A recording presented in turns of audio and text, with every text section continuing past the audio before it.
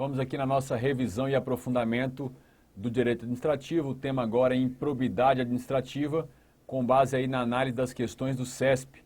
Comigo na tela, Lei 8429, primeira questão diz o seguinte: considere que, alegando direito à privacidade, determinado servidor, ao tomar posse em cargo público, tenha negado entregar a devida declaração dos bens e valores que compõem o seu patrimônio privado. Nessa situação, persistindo a recusa, o servidor poderá ser demitido a bem do serviço público. Olha só, o artigo 13 da Lei 8429/92, que é a Lei de Improbidade, expressamente exige que para a posse e o exercício em cargo público é preciso que a pessoa apresente uma declaração de seus bens, declaração do seu patrimônio privado. E se ele não apresentar e não atualizar essa declaração de bens, o que vai acontecer?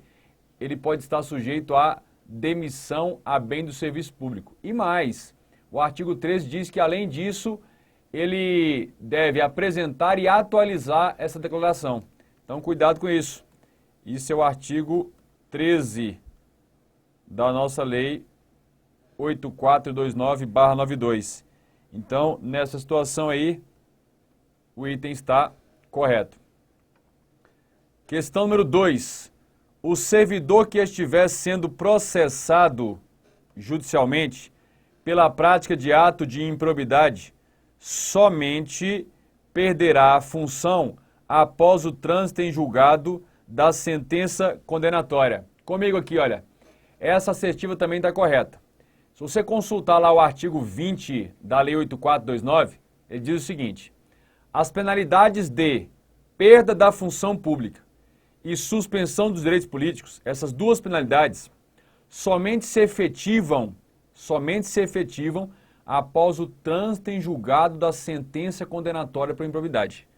Então, aquele que foi condenado por improbidade só perde efetivamente o cargo e só terá os seus direitos políticos efetivamente suspensos após o trânsito em julgado da sentença penal, da sentença condenatória por improbidade. Então, esse 2 aí, ó, comigo na tela, está correto. Correto também. Depois você vai dar uma olhada no artigo 20 aí da nossa Lei 8429/92. Muito bem. Questão número 3. Autorizada a acumulação do pedido condenatório e de ressarcimento em ação por improbidade administrativa, a rejeição do pedido condenatório por prescrição não obsta o prosseguimento da demanda relativa ao pedido de ressarcimento, que é imprescritível. Esse item 3 está correto. Comigo aqui, olha. Na ação de improbidade, além das penalidades de perda da função pública, suspensão de direitos políticos, multa, existe a possibilidade de pedir a condenação ao ressarcimento. A ação de ressarcimento, a jurisprudência já consolidou, é uma ação imprescritível. Então vamos lá. Ajuizaram a ação de improbidade, pediram a condenação ao ressarcimento, pediram o ressarcimento e pediram outras punições. A ação já estava prescrita em relação aos outros pedidos. Ou seja, a pretensão punitiva por improbidade já estava prescrita, já tinha passado o prazo aí de prescrição. Mas em relação ao ressarcimento, essa ação pode continuar. Por quê? Porque no aspecto do ressarcimento, as ações de ressarcimento são o quê? Imprescritíveis. Estão aí. Isso é conforme aí a jurisprudência. Então, isso aí é com base na jurisprudência aí do STJ e com base também no artigo 37, parágrafo 5º da Constituição Federal. Então, questão número 3 está correta.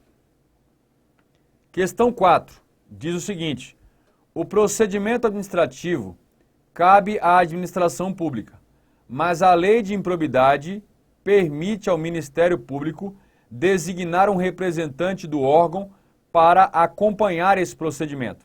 Comigo, olha, quando se vai apurar a improbidade, a competência para a apuração dos indícios de autoria e materialidade de uma improbidade é responsabilidade do órgão ou entidade em que se cometeu a improbidade. A autoridade administrativa é que vai apurar, ou por meio de um processo disciplinar ou uma sindicância. Beleza. Mas durante esse processo administrativo, o Ministério Público, que é um dos legitimados para ajuizar a ação de improbidade, ele pode designar um membro do Ministério Público para acompanhar essa investigação no âmbito administrativo. Então, a questão número 4 está correta. Está correta aí. Isso você vai encontrar onde? No artigo 16 da Lei 8429/92. No artigo 16. Tá aí.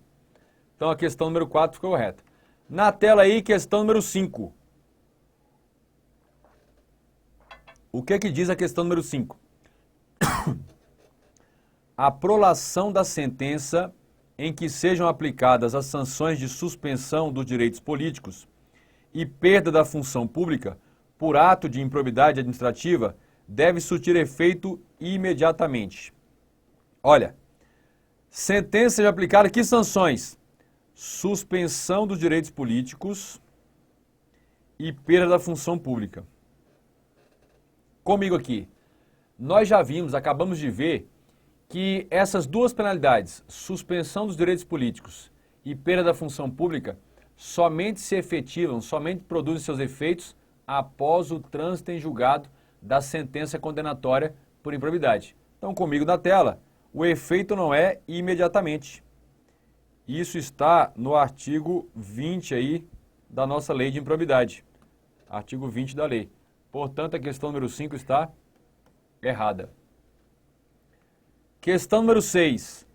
As ações destinadas a levar a efeito as sanções previstas na Lei 8429 prescrevem em 10 anos após a ocorrência dos atos tidos como lesivos ao erário.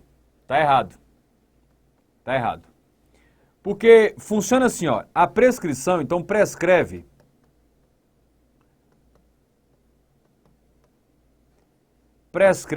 em 5 anos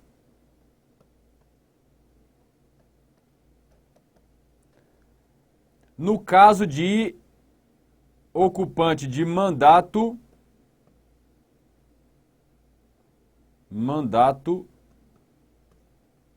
cargo em comissão, função de confiança.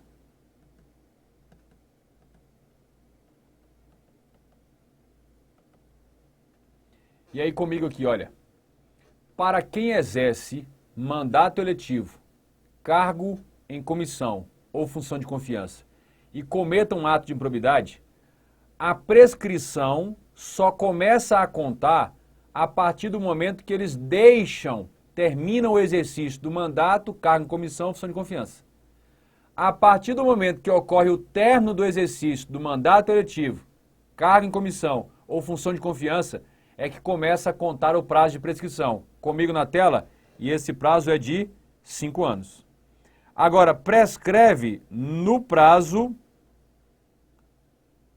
previsto em legislação específica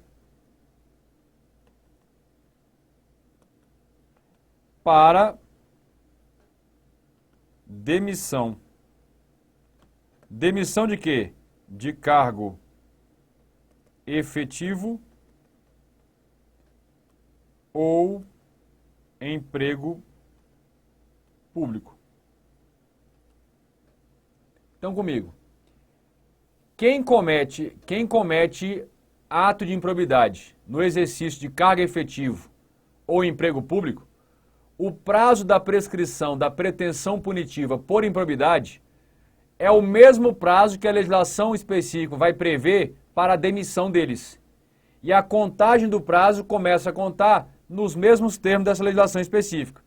Então, se for um ocupante de cargo regido pela 8.112, o prazo de demissão, em regra, é 5 anos, que começa a contar da ciência da infração.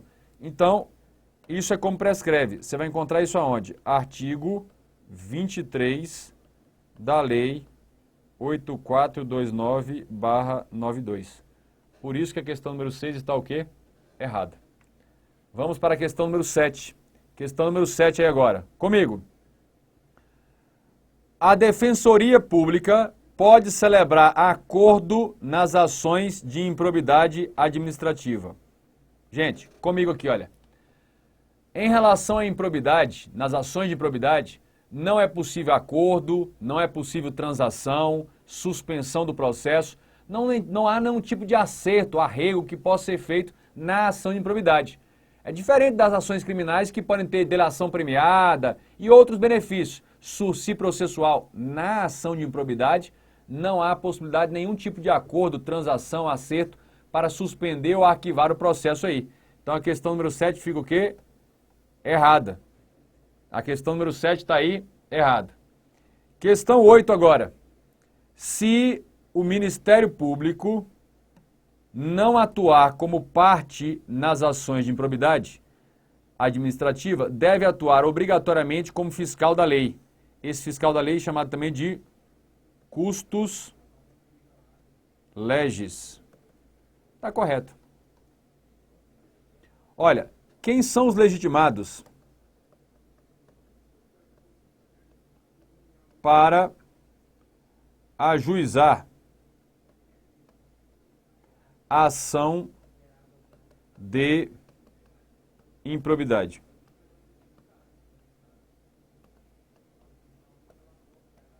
O Ministério Público sempre. E a pessoa jurídica pública, integrante do Estado, né? Lesada, que sofreu ato de improbidade. Esses são os dois legitimados aí para ajuizar a ação de improbidade. Então, se quem ajuizou a ação foi a pessoa jurídica pública lesada, o Ministério Público vai atuar como fiscal da lei. Então, o Ministério Público sempre vai estar presente nas ações de improbidade. O Ministério Público sempre vai estar presente nas ações de improbidade, ou como autor da ação, ou como fiscal da lei. Muito bem. Questão número 9 agora. Diz o seguinte: após o exercício de agente público, ficam condicionados à apresentação de declaração dos bens e valores que compõem o seu patrimônio privado. Perfeito. Isso aí é o que a gente acha no artigo 13 da Lei 8429.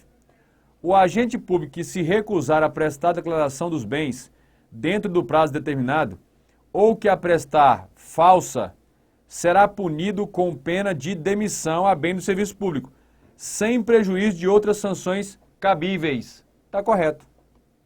Está correto. Então, a não apresentação da declaração de bens no prazo fixado é caso de demissão a bem do serviço público, sem prejuízo de outras sanções, outras punições cabíveis e previstas na lei. 10. Questão número 10. Considere a seguinte situação hipotética. José foi contratado, José é secretário de saúde do município Alfa, foi secretário de saúde do município Alfa e celebrou contrato com a empresa Gama S.A. na data de 12/3/2004, para manutenção dos equipamentos hospitalares da rede pública de saúde de Alfa, do município. Após investigação, constatou-se a existência de esquema de corrupção com a presença de